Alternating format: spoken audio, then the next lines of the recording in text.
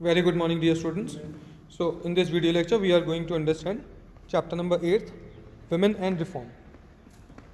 So, what we learn about Indian society in the 19th century, status of women in British India, role of 19th century reformers, women reformers of the 19th century. These are the aspects we are going to discuss here. Okay, so try to be with me at the end of the till the end of the chapter. So, the 19th century was a period of great transformation in India. The introduction of Western education brought in a new stream of consciousness and educated Indians to resist the then existing social condition. The exposure of a new set of values and beliefs inspired by humanism and rationalism prompted them to identify the social inequality persistent in them surrounding and fight against them. Most of these attempts at reform had some common goals such as the spread of education, women emancipation and eradication of caste system. 19th century के आते आते बहुत ज़्यादा transformation हुआ Indian society में. नए नए जो वेस्टर्न एजुकेशन थी उसको लाया गया, तो उसकी वजह से क्या हुआ, जो इंडियंस थे उनमें एक नई स्ट्रीम आई कॉन्शियसनेस की. मतलब वो जागे कि वो क्या क्या गलत कर रहे थे. राइट, जो इंडियन एजुकेटेड हो चुके थे उन्होंने रियलाइज़ किया कि क्या क्या सोशल चेंजेस लाने चाहिए, क्योंकि कुछ सोशल इवल्स ऐसे थे जिनको चेंज करना बहुत ज़रूरी था. राइट, नए नए सेट ऑफ वैल्यूज़ से वो एक्सपोज हुए और ह्यूमनिज्म आया, रेशनलिज्म आया. रेशनलिज्म मतलब अलग तरह की थिंकिंग आई. ओके, जिससे क्या हुआ कि सोशल इनइक्वालिटीज़ जो थी उसमें को भरने में कुछ कुछ मदद मिली. वो जो रेशनलिज्म था उससे फाइट किया उन लोगों ने. राइट, और जो वुमेन एमेंसिपेशन थी, जैसे एजुकेशन ऑफ वुमेन हो गई या फिर विडो रीमैरिज हो गई, इन सारी चीज़ों को बदलने की कोशिश की. The condition of women in the 19th century. 19th century के टाइम पे वुमेन की कंडीशन क्या थी. So here we are. Was India very different from that of what is today. उस टाइम पे जो कंडीशन थी वो बहुत डिफरेंट थी आज की कंडीशन की अपेक्षा. Females were not given what is today. Females को प्रेफरेंस नहीं दी जाती थी. They were neither sent to school nor could they claim any right over the property.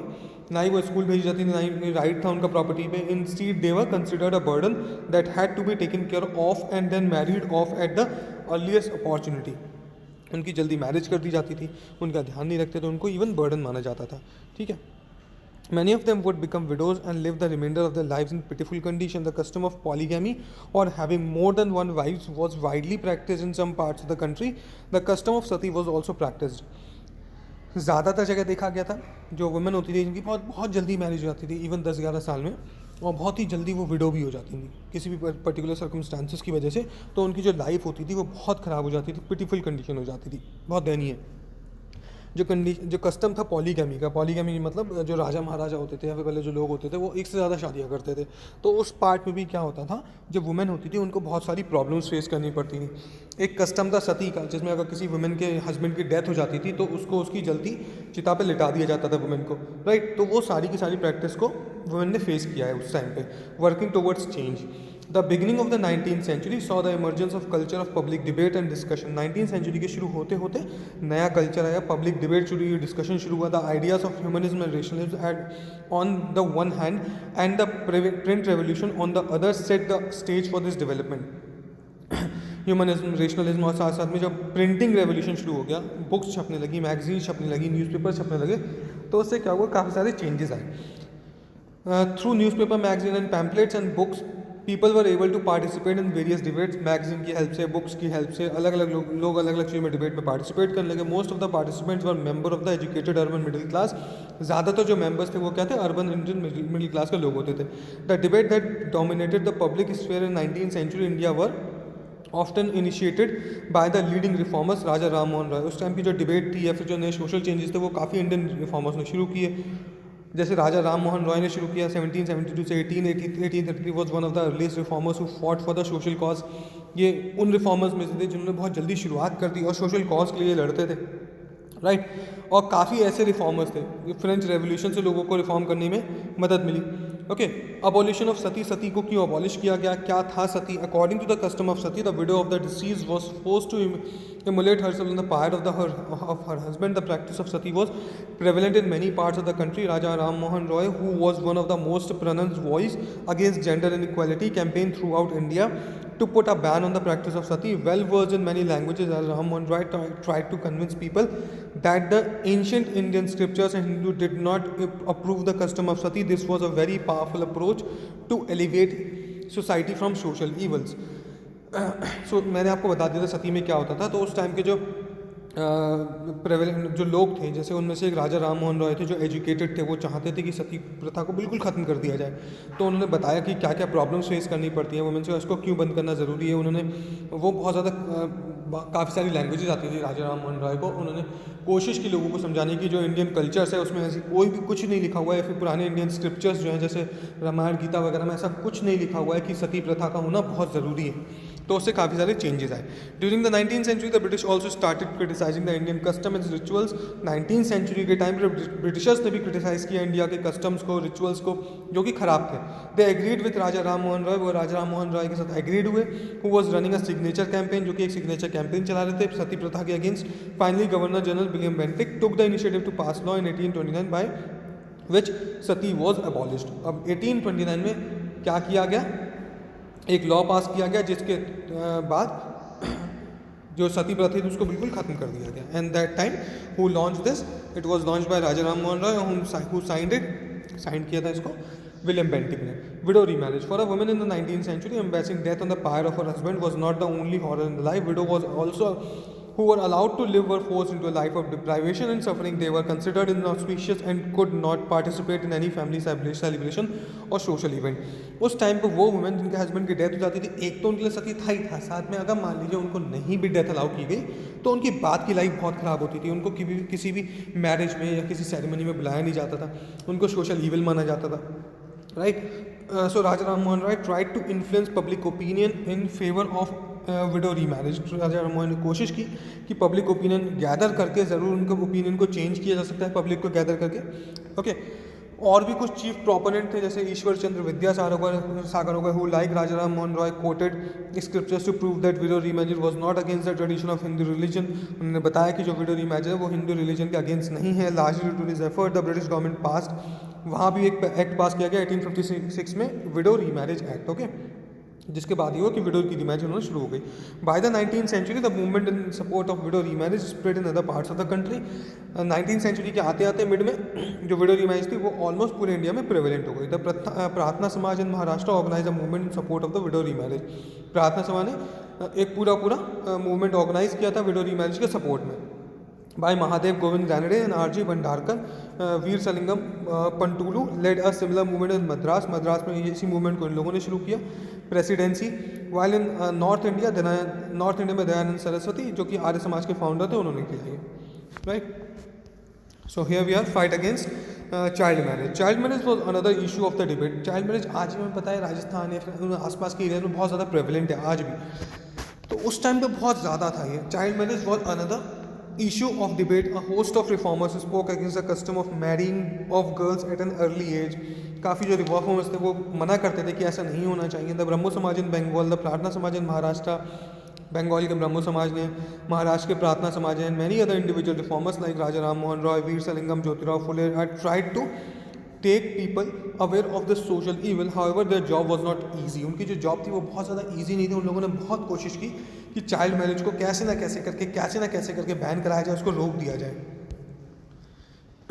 Here now, so Brahmi Malabari, a Parsi reformer, played a pioneer role in moving the age of consent bill that was passed in 1891. मतलब एक consent bill pass हुआ, जब तक किसी girl की उसकी खुद की कंसेंट नहीं होगी तब तक आप उसकी मैरिज नहीं कर सकते। The age of consent for girl was increase 12 to by this bill. जो कंसेंट की एज थी वो 12 ईयर्स कर दी गई। However, towards the end of the 19th century, the British government became reluctant in interfere with the social custom of the Indian, as they feared it might encourage anti-British sentiment. It was only in 1928 the child marriage resistance was passed, which raised the age of consent for girls to 14. बाद में ये पास किया गया कि girls की जो as है वो 12 से बढ़ा के कितनी कर दी गई, 14 कर दी गई। Today it is I think 21, okay, 18 or 21. Education of women. Social reformers strongly believe that education could change the status of women for the better. Education जो थी वो बहुत ज़रूरी थी वुमेन के लिए, जिससे कि उनका स्टेटस खुद वो चेंज कर सकें, वो खुद भी पार्टिसिपेट कर सकें। इसलिए बाद में पुट किया गया कि उनको अच्छे से अच्छी एजुकेशन प्रोवाइड की जाएगी, okay. Some European came forward in the support of this too. काफ़ी सारे यूरोपियंस भी इसके सपोर्ट में आए। John Elliot Drinkwater Bethune established a girls school in Calcutta. उन्होंने सिर्फ गर्ल्स के लिए एक स्कूल शुरू किया कैलकाटा में। Schools for girls were set up in many parts of the country. अलग अलग पार्ट्स में गर्ल्स के लिए स्कूल बनाए गए। जैसे ज्योतिराव फुले और उनकी वाइफ जो सावित्री फुले थी, उन्होंने एक स्कूल ओपन किया। Despite the efforts of the reformers के एफर्ट से इंडिया पर Indians were reluctant to send their daughters to the school. बाद में इंडियंस ने अपने जो डॉटर्स थी उनको स्कूल भेजना शुरू किया। दे fear that education would make their girls aware and question the Hindu custom and tradition. लेकिन उनको एक डर भी रहता था कि कहीं ऐसा ना हो कि एजुकेशन की वजह से क्या हो जाए, गर्ल्स अवेयर हो जाएं और हिंदू कस्टम्स के अगेंस्ट वो क्वेश्चन करना शुरू कर दें। Many were concern about their girls passing through the public places to reach the school. काफ़ी को ये कंसर्न रहता था कि गर्ल्स जो होंगी वो किन किन जगह से स्कूल जाएंगी, किन किन जगह से होते हुए। People felt that this could have a bad influence on girls, जिससे ऐसा होगा कि हो सकता है कि गर्ल्स पर बैड इन्फ्लुएंस पड़े। This also was the reason that most of the women were not educated. ये भी एक रीज़न था कि ज़्यादातर गर्ल्स को नहीं पढ़ाया गया उस टाइम पर। Women reformers, the 19th century in India also witnessed the emergence of a small group of educated women who shared the new stream of consciousness and zeal for the reform. सिर्फ राजा राम मोहन रॉय, ईश्वर चंद्र विद्यासागर यही reformers नहीं थे, काफ़ी women reformers भी थी। जैसे सावित्रीबाई फुले हो गई, worked her husband in spreading education for girls and fighting against the caste system. उन्होंने वर्क किया अपने हस्बैंड के साथ, जैसे कि caste system, women education, child marriage, इन सबको हटाया जा सके, राइट, और जो प्रॉपर वे है उसको लाया जा सके। Pandita Ramabai after being widowed at a young age, Pandita Ramabai बहुत ही जल्दी विडो हो गई थी। Educated herself and devoted her life to social work, उन्होंने अपनी पूरी लाइफ को सोशल वर्क में डिवोट कर दिया। Pandita because of her immense knowledge in Sanskrit, क्योंकि उनकी नॉलेज बहुत ज़्यादा थी संस्कृत में, इसलिए उनको पंडिता बोला जाता था। Yes here was one of the strongest voices against caste, वो कास्ट डिस्क्रिमिनेशन की बहुत ज़्यादा स्ट्रॉन्ग वॉइस थी। Rassundari Devi of Bengal was the first woman to write an autobiography, her work of अमर जीवन मतलब यहाँ पर माई लाइफ हो जाएगा, राइट। तो उन्होंने वो लाइफ एक स्टोरी लिखी, some of the opportunity gets universities, many women started to write and publish their views. बाद में क्या हुआ कि गर्ल्स को पढ़ाना शुरू किया गया, तो उनको यूनिवर्सिटीज़ में भेजना शुरू किया गया। जिनको अलाउ नहीं किया गया उन्होंने घर पे ही थोड़ी बहुत पढ़ाई शुरू की। जैसे ताराबाई शिंदे थी, उन्होंने बहुत सी बुक्स लिखी हैं, उसमें से एक बहुत अच्छी बुक है स्त्री पुरुष तुलना, right. For the early 20th century women began to demand adult suffrage. 20th century के आते आते वुमेन ने डिमांड की उनको एडल्ट सफरेज मिले, मतलब उनको अधिकार मिले वोट देने का, जिसमें सरोजनी नायडू एक बहुत ही प्रोमिनेंट लीडर थी, okay. So through the early reformers of the 20th century were English educated Hindus। 20th century के reformers से वो ज़्यादातर English educated Hindus। The widow of change were felt by the Muslim as well। लेकिन हल्के time आते आते जो widows की मैरिज थी या फिर एजुकेशन जो था उसको मुस्लिम ने भी फेस किया। मुस्लिम ने भी फील हुआ कि ऐसा चेंज होना चाहिए, तो उनमें भी काफ़ी सारे चेंजेस आए, जिसमें कुछ लीडर्स थे जैसे मुमताज़ अली थे, उन्होंने काफ़ी सारे आर्ग्यूमेंट्स पेश किए कि क्यों ज़रूरी है, right. The first Urdu novel came by late 19th century and it encourage women to read in the language they knew. जो पहला उर्दू नोवेल आया था वो लेट 19th सेंचुरी के टाइम पे आया था, उसने एनकरेज किया कि वुमेन इसको पढ़े। The Begums of Bhopal founded a primary school for girls. जो भोपाल की कुछ बेगम्स थी उन्होंने प्राइमरी स्कूल शुरू किया गर्ल्स के लिए at Aligarh in the early 20th century.